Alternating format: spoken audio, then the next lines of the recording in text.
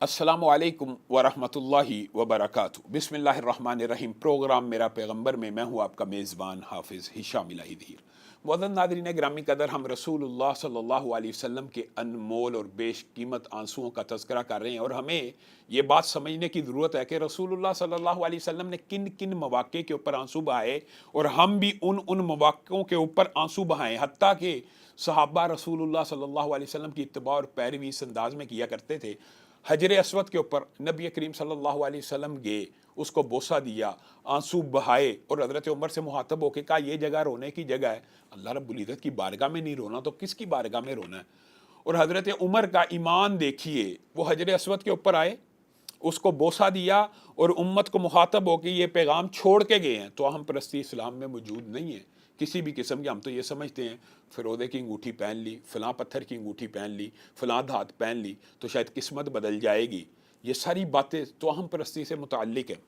हज़रत उमर हजर अस्वद के ऊपर खड़े होकर कह रहे हैं, ए पत्थर, तू ना नफ़े का मालिक है ना नुकसान का। हालांकि यहाँ पे एक पॉइंट नोट करने की ज़रूरत है, रसूलुल्लाह सल्लल्लाहु अलैहि वसल्लम ने अमल किया था, इसका मतलब है कि अमल किया जाए तो बाइस सवाब है, यानी आखिरत में तो इसका फ़ायदा है ही है।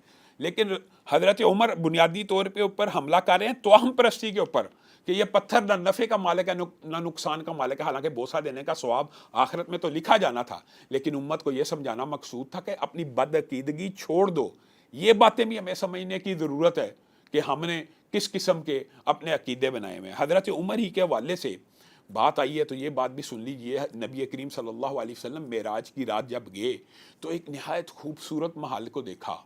उस महल की खूबसूरती को देख के रसूलुल्लाह सल्लल्लाहु अलैहि वसल्लम कहते हैं फरिश्ते को कि क्या ये मेरा महल है। जब वो आपको पता लगा एक कुरैशी नौजवान का, तो रसूलुल्लाह सल्लल्लाहु अलैहि वसल्लम ने समझा मैं भी कुरैशी हूँ, शायद मेरा महल है। कहा नहीं, ये तो आपके गुलाम का महल है। तो रसूलुल्लाह सल्लल्लाहु अलैहि वसल्लम बड़ा खुश हुए, पूछा किसका, कहा हज़रत उमर का महल है। और जब नबी करीम मिराज से वापस आए, जनाब उमर को तलब किया और कहा उमर, मैंने मिराज की रात तेरे महल को देखा और औरत को देखा, वहाँ पे बैठी हुई एक औरत को भी देखा, हूर को भी देखा, और मैं आगे बढ़ा, फिर मुझे तेरी गैरत का ख्याल आया, मैं पीछे हट गया। तो हज़रत उमर की आंखों में आंसू आ गए, खुशी के भी आंसू थे, लेकिन ये आंसू आ गया, अल्लाह के रसूल मैं आपके ऊपर गैरत खाऊंगा, आप ही की वजह से तो रिश्ते हसब नसब का पता चला, और रसूलुल्लाह सल्लल्लाहु अलैहि वसल्लम के वैसे भी ये सुसर हैं जनाब उमर। तो रसूलुल्लाह सल्लल्लाहु अलैहि वसल्लम जिस जिस मकाम के ऊपर रोए, सहाबा जिस जिस मकाम के ऊपर रोए, मुझे और आपको चाहिए कि हमें उनकी ये पैरवी, ये उसवा भी अपनाना चाहिए। खौफ खुदा से रोना चाहिए, नेमतों के बारे में सवाल के डर से रोना चाहिए। हज़रत उमर एक मरतबा भूख से थे, ये मशहूर वाक़या है। जनाब सैयदना अबू बकर भी आए और आपस में गुफ्तगू हुई, किस मामले की वजह से निकले हो। ज़ाहिर दोनों भूख की वजह से निकले थे। भूख की वजह से निकले, ऐसा हुआ कि नबी करीम सल्लल्लाहु अलैहि वसल्लम भी आ गए, और नबी करीम सल्लल्लाहु अलैहि वसल्लम ने कहा चलो चलते हैं, खाने का इंतज़ाम अल्लाह करेगा। मुराद ये थी, और पहुँचे हज़रत अबू अय्यूब अंसारी के घर, और उनकी किस्मत का क्या कहना, उन्होंने भी कहा होगा कि आज तो मेरे वारे न्यारे हो गए। जनाब मोहम्मद सल्लल्लाहु अलैहि वसल्लम आए हैं, जनाब अबू बकर आए हैं, जनाब उमर आए हैं। आपने फटाफट बकरी को ज़बह किया, एक गोश्त का सालन और एक भुना हुआ गोश्त लेके रसूलुल्लाह सल्लल्लाहु अलैहि वसल्लम की बारगाह में हाजिर हुए। अब यहाँ पे देखिए, रसूलुल्लाह सल्लल्लाहु अलैहि वसल्लम ने सबसे पहले ये कहा फातिमा को पहुंचाया जाए कि वो कई दिन से भूखी है, और रसूलुल्लाह सल्लल्लाहु अलैहि वसल्लम ने उस सादा से पके हुए खाने को खाया।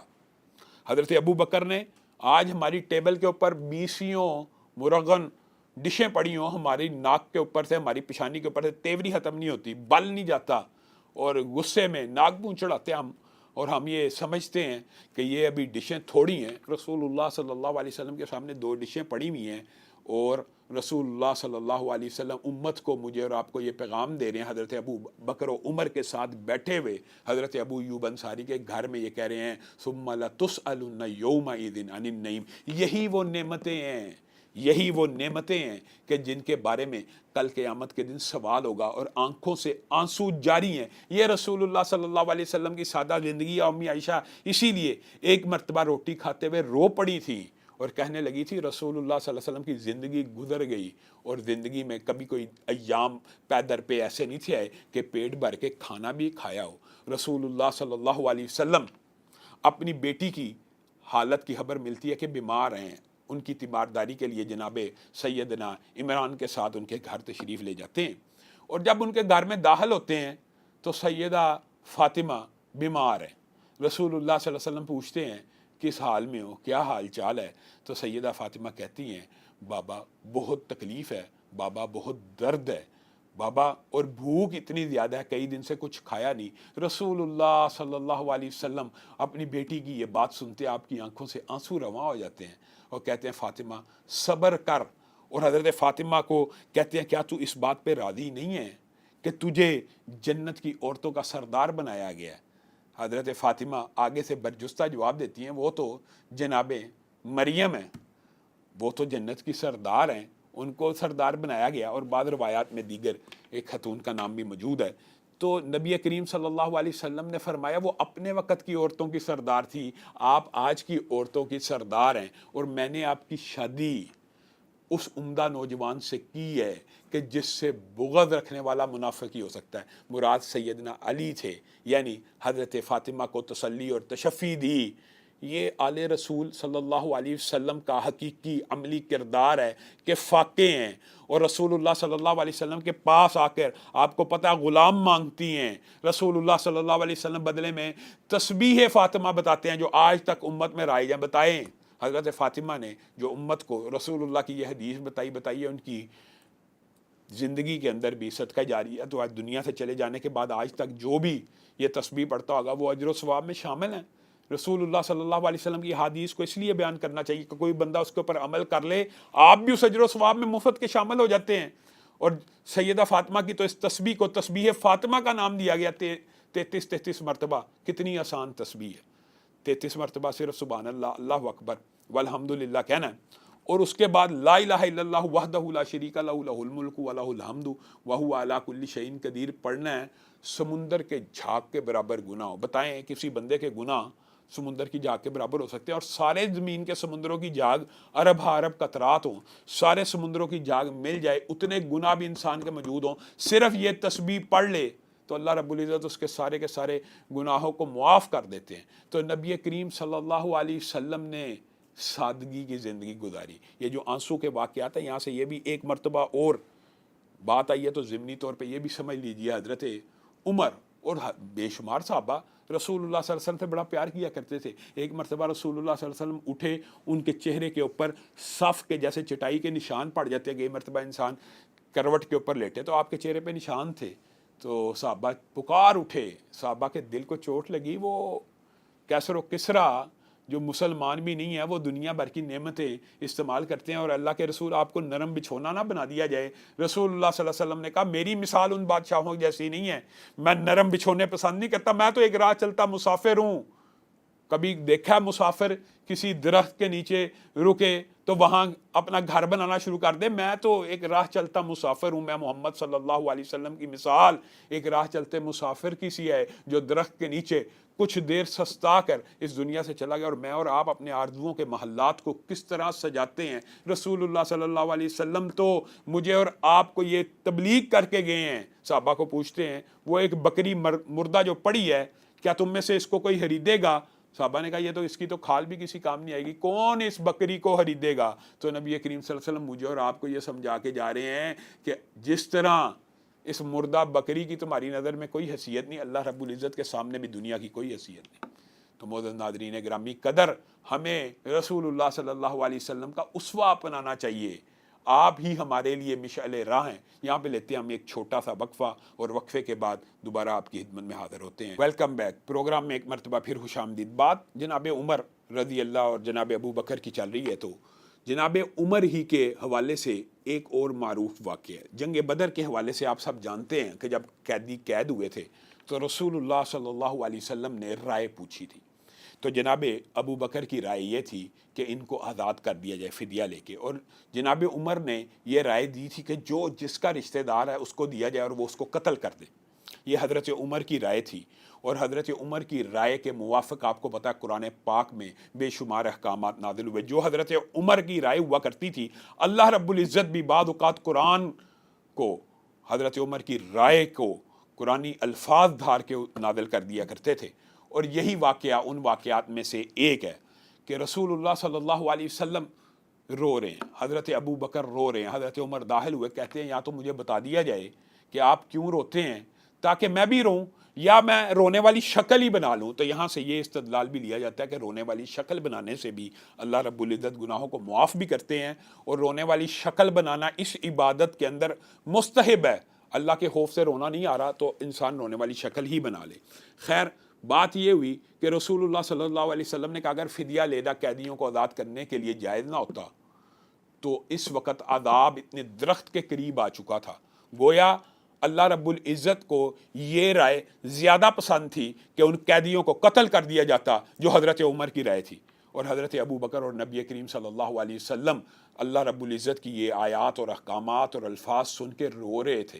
تو حضرت عمر کے موافقت میں یہ آیت بھی اتری، اور بات آئی ہے تو یہ بھی سن لیں کہ حضرت عمر جس وقت ابھی فوت نہیں تھے ہوئے اور شہادت نہیں تھی ہوئی، آپ نے اپنے بیٹے کو کہہ دیا تھا کہ ماں عائشہ سے اجازت لے لینا، اگر وہ مجھے دفن ہونے کی اجازت دے دیں تو دے دیں۔ تو حضرت عائشہ نے حضرت عمر کا یہ ریگارڈ کیا، عزت کی، اور کہا تھا یہ جگہ تو میں نے اپنے لیے رکھی تھی لیکن آج اپنے اوپر ترجیح دیتی ہوں حضرت عمر کو، اور یہ جگہ کو قربان کرتی ہوں۔ حضرت عمر کا کلیجہ بھی ٹھنڈا ہو گیا تھا، اور جناب عمر کے دنیا سے جانے کا وقت جو تھا مسلمانوں کے لیے بڑا سخت تھا، اور مسلمان صحابہ سارے کا سارا مدینہ اس دن رو رہا تھا۔ اب آتے ہیں نبی کریم صلی اللہ علیہ وسلم کے بعد آنسو والے واقعات میں۔ ان میں سے ایک واقعہ بہت زیادہ معروف ہے، اور اس واقعے کے اندر بعض اسناد، بعض الفاظ بالکل صحیح ہیں، اور بعض اسناد کے اندر کچھ ضعف موجود ہے، یعنی مفہوماً یہ واقعہ درست ہے۔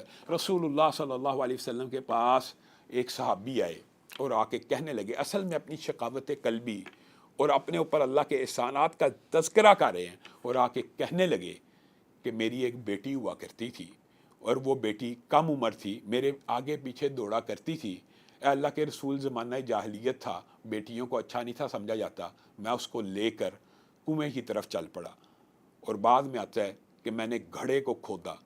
ایک روایت کے الفاظ یہ ہیں، میں نے اس کو کنویں میں جب لے کے گیا، تیزی سے دوڑتی ہوئی میری طرف آئی، کھیل کود رہی تھی، میں نے کہا بیٹا میری طرف آؤ، میرے پاس آئی، میں نے اس کا ہاتھ پکڑا اور کنویں میں لٹکا کے اس کو جب ہاتھ کو چھوڑا تو اس کے آخری الفاظ یہ تھے، ہائے ابا جی، ہائے ابا جی۔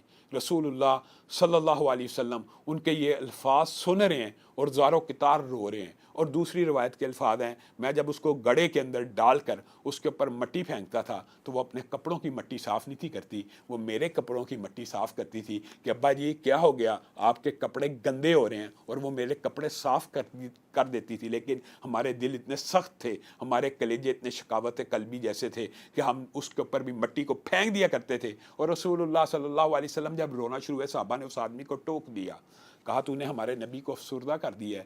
تو نبی کریم نے کہا نہیں، اس کو اپنی بات پوری کرنے دو، یہ اپنا کتھارسس، ریگریٹ، اپنا غم، اپنا اس واقعے کا غم ہلکا کرنا چاہتا ہے۔ پھر رسول اللہ صلی اللہ علیہ وسلم نے صحابہ کو یہ عظیم و شبری سنا دی کہ اسلام لانے کے بعد تمہاری یہ ساری خطائیں اللہ نے معاف کر دی اگر تم ان کو نہیں دہراؤ گے۔ گویا اسلام سابقہ سارے کے سارے گناہوں کو معاف کر دیتا ہے۔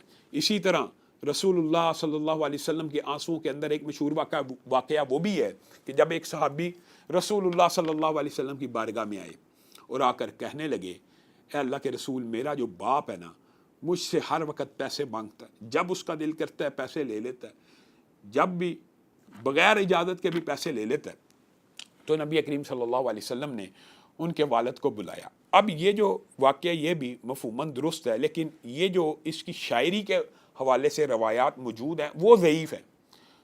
اصل جو صحیح واقعہ وہ یہ ہے کہ وہ صحابی اپنے والد کو لے کے آئے، جناب جابر کے والد آئے، تو جب نبی کریم صلی اللہ علیہ وسلم کی طرف آ رہے تھے، جو ضعیف روایت میں واقعہ انہوں نے چند اشعار کہے تھے، وہ روایت ضعیف ہے، اور اس کا جو اشعار ہیں وہ نبی کریم صلی اللہ علیہ وسلم کو ان کی اطلاع ہونا، یہ ساری جو روایت کے الفاظ ہیں سندن یہ ضعیف ہیں۔ لیکن جو دوسری روایت ہے جو صحیح ہے وہ یہ ہے کہ نبی کریم صلی اللہ علیہ وسلم نے پوچھا کہ یہ جو معاملہ کہہ رہا ہے آپ کا بیٹا، اب اس کی اجازت کے بغیر پیسے لے لیا کرتے ہیں، نکالا کرتے ہیں، تو جو مفہوماً بات ہے وہ یہ ہے کہ انہوں نے کہا یہ جب چھوٹا تھا، جب یہ بچہ تھا، یہ پیشاب کر دیا کرتا تھا، اپنے بستر پہ دھونے کی صلاحیت نہیں تھا رکھتا، میں دھوتا تھا، میں اس کی خاطر کماتا تھا، میں اس کی خاطر باہر جاتا تھا، گرمی سہی، دھوپ سہی، پسینہ سہا، ہر چیز سہی، آج میرے اعضاء تو مضمحل ہو گئے، میں تو کمزور ہو گیا، میں تو ناتواں ہو گیا، میں تو ضعیف ہو گیا، یہ طاقتور ہوتا چلا گیا، یہ کبھی کمزور تھا، اس کی ہڈیاں چڑھ گئیں،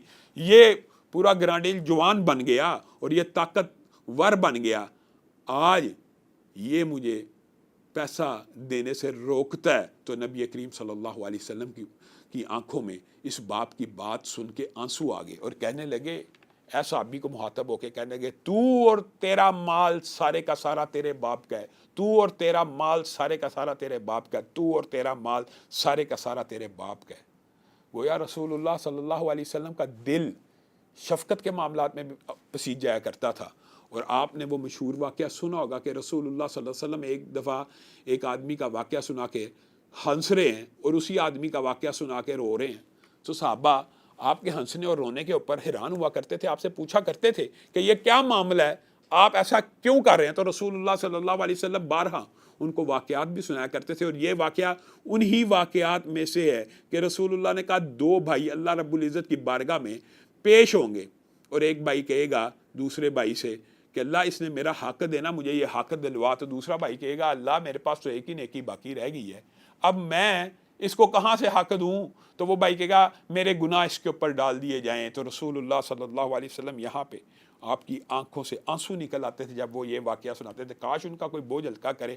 پھر خیر اللہ رب العزت جن کو معاف کرنے کا ارادہ کرے گا تو اللہ تعالیٰ کہے گا وہ سامنے دیکھ کتنا عظیم الشان محل ہے، اگر تو اس بھائی کے اوپر سے اپنا حق آج چھوڑتا ہے تجھے وہ محل مل جائے گا۔ تو اس وقت بھی اللہ رب العزت ان بندوں کی حیا کرے گا جنہوں نے دنیا میں اللہ رب العزت کی حیا کی۔ اور رسول اللہ صلی اللہ علیہ وسلم ایک دن رو رہے ہیں، زاروں قطار رو رہے ہیں، آپ سے پوچھا گیا آپ کیوں روتے ہیں؟ کہا اختیار دیا گیا کہ میں امت کے لیے سفارش کروں یا آپ کی آدھی امت کو جنت میں بھیج دیا جائے، تو میں نے سفارش کو چنا، اور میری سفارش، یہ بات یاد رکھنے کی ضرورت ہے معزز ناظرین گرامی قدر، ہر اس مسلمان کے لیے ہے جس نے اپنی زندگی میں کبھی شرک نہیں کیا ہوگا۔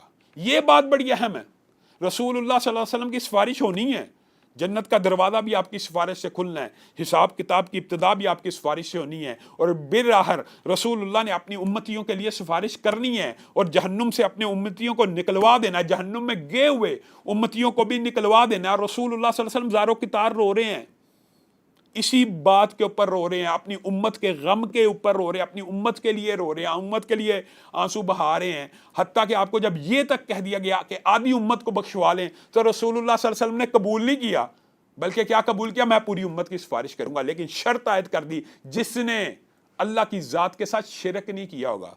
تو معزز ناظرین گرامی قدر، اگر صرف شرک سے بچ جایا جائے تو آپ کے اور میرے لیے رسول اللہ صلی اللہ علیہ وسلم کی شفاعت لازم ہے، اور جس کے حق میں رسول اللہ صلی اللہ علیہ وسلم سفارش کریں گے وہ یقینی طور پہ جہنم میں اگر چلا بھی گیا ہوگا تو آزاد ہو جائے گا۔ خیر یہ تو ایک لمبا چوڑا واقعہ ہے رسول اللہ صلی اللہ علیہ وسلم کی شفاعت کے حوالے سے، اور رسول اللہ صلی اللہ علیہ وسلم کے آنسوؤں کے مشہور واقعات میں سے ایک واقعہ وہ بھی ہے کہ حضرت فاطمہ آخری ایام میں رسول اللہ صلی اللہ علیہ وسلم کے پاس آتی ہیں، اور رسول اللہ صلی اللہ علیہ وسلم ان کو اپنے پاس بلاتے ہیں اور کان میں کچھ کہتے ہیں، آپ رونا شروع کر دیتی ہیں، اور پھر کوئی بات کہتے ہیں آپ ہنسنا شروع کر دیتی ہیں۔ اور جب رسول اللہ دنیا سے چلے گئے، ماں عائشہ نے قسم دے کے سیدہ فاطمہ سے پوچھا تھا وہ کیا بات تھی، تو سیدہ فاطمہ نے کہا تھا کہ میں اس لیے روئی تھی کہ جب رسول اللہ صلی اللہ علیہ وسلم نے مجھے بتلا دیا تھا کہ جبریل امین اس مرتبہ 2 مرتبہ قرآن سن کے گئے ہیں، پہلے وہ 1 مرتبہ سنا کرتے تھے، شاید میرا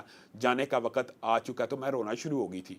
تو اس کے بعد رسول اللہ صلی اللہ علیہ وسلم نے کہا تھا کیا تو اس بات پہ خوش نہیں ہے کہ سب سے پہلے جنت میں یعنی میرے پیچھے جو میرے خاندان میں سے آئے گا وہ تو ہوگی؟ تو یہ بات سن کے میں ہنسنا شروع ہو گئی تھی۔ معزز ناظرین گرامی قدر، آج کے پروگرام کا یہاں پہ وقت ختم ہوتا ہے، انشاءاللہ کل آپ کے سامنے دوبارہ حاضر ہوں گے۔ والسلام علیکم ورحمۃ اللہ وبرکاتہ۔